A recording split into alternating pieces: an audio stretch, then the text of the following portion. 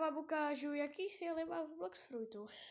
Jakože ovoce, bojový styl a tedy meč a zbraň.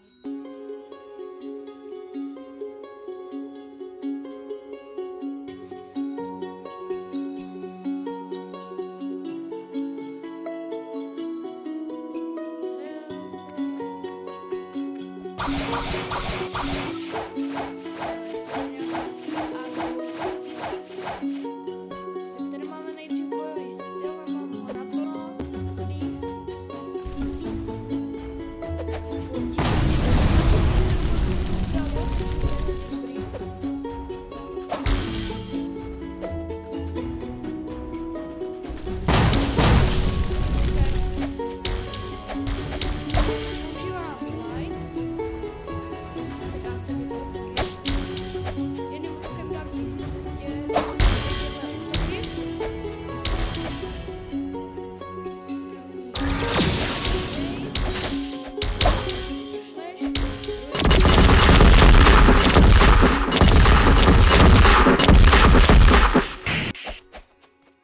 Druhý je reflex.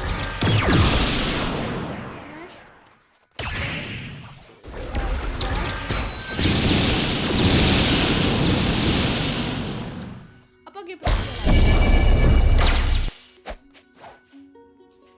A tohle je konec videa. Děkuji, že jste se dívali.